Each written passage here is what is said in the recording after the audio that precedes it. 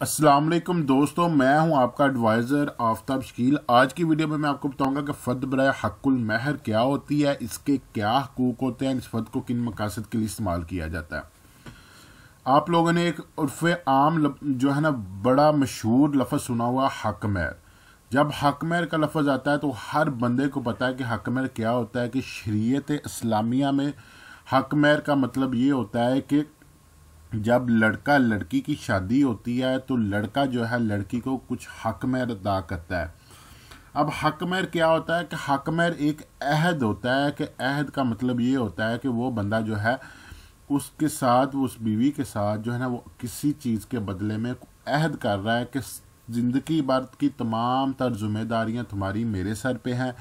तुम्हें मैं बदन के कपड़े से लेकर खाने तक और ज़रूरतें ज़िंदगी की तमाम एशिया जो है ना वो मैं तुम्हें जो है वो प्रोवाइड करूँगा।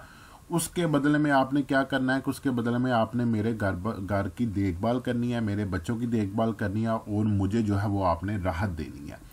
तो हक़ महर ये होता है। अब शरई तौर पर जो है ना वो मुख्तलिफ़ लोग जो है ना मुख्तलिफ़ हक़ महर बताते हैं, लेकिन ये है कि जो आम जो है ना वो हक़ महर जो वो कहा जाता है कि आजकल के दौर में जी 5,000 रुपये कहा जाता है कि जो शरई हक़ महर जिसको कहते हैं। ठीक है, हक़ महर कम भी हो सकता है, ज़्यादा भी हो सकता है। तो हक़ महर में अब क्या होता है कि जो बड़े लोग ज़िम्मेदार लोग होते हैं, अक्सर आप लोगों ने सुना होगा कि किसी बंदे ने हक़ महर में जो है वो गांव में शादी हुई तो उसने क्या किया जी, उसने अपनी बीवी को जो हक़ महर में जो है वो 2 भैंसें दे दी, या किसी ने अपनी बीवी को बकरियां दे दी, या किसी ने जो है ना हक़ महर में जो है ना वो कुछ जेवर वगैरह डाल दिया। इसी तरह से जो ज़िम्मेदार लोग होते हैं, जो खाते पीते होते हैं, वो हक़ महर में क्या करते हैं कि कुछ रकबा अपनी बीवी को हक़ महर में दे दे। वो कहते हैं जी मेरी 10 जो एकड़ रकबा जो है ना वो अपनी बीवी को हक़ महर में देता हूँ। तो निकाहनामे में तो हक़ महर के साथ जो है ना वो रकबा लिखा ही जाता है, लेकिन उसके बाद क्या होता है, उसके बाद उसका प्रोसीजर ये होता है कि आपको जो है ना वो बाकायदा उसकी फ़र्द बराए हक़ुल महर जो है वो महकमा माल से हासिल करना होती है।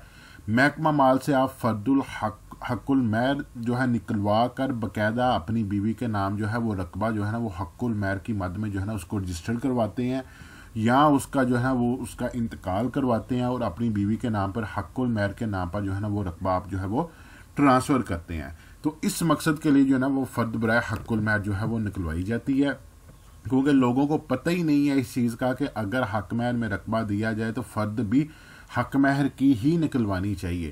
ताकि कल को हो जाता है कि मियाँ बीवी में अख्तलाफ हो जाता है, मियाँ बीवी की आपस में नहीं बनती, तो वो क्या करते हैं कि बीवी क्या कहती है कि बीवी कहती है जी इसने मुझे जो है ना वो इतना रकबा जो है ना वो हक़ महर में इसने मुझे दिया था, लेकिन इसने वो रकबा मुझे नहीं दिया। तो वो मियाँ कहता है जी मैंने इसको इतना रकबा जो है ना वो हक़ महर में दिया। तो वो कहती है उसका सबूत लेके आओ।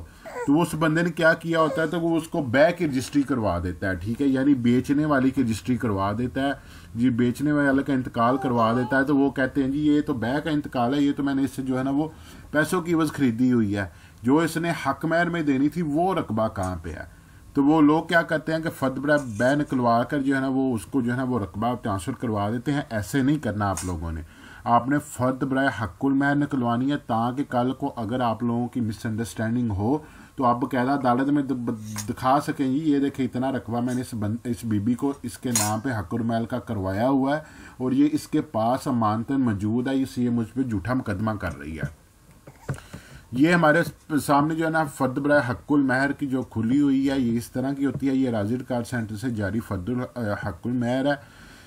इसमें आपको 2-3 चीज़ें जो है ना वो पढ़नी आनी ज़रूरी है, ताकि अगर कोई गलती हो तो आप फ़ौरन वहाँ पर ठीक करवा सकें। ये सबसे ऊपर लिखा हुआ है महाल। महाल का मतलब होता है जी इलाका, जिस मौज़ा इलाका की ये फ़र्द है। ये नीचे लिखा हुआ है नंबर खेवड़ मालक, जिस खेवड़ की आपको फ़र्द लेनी थी ये वही सी खाते की निकली है।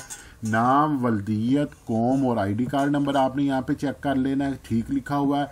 उसके बाद ये रेड कलर में जो रेड प्रिंटिंग में रकबा मुंतकिला लिखा हुआ है, ये देख लेना कि जितने रकबे की आप उसको फ़र्द निकलवा के दे रहे हैं उतना ही रकबा निकला हुआ है।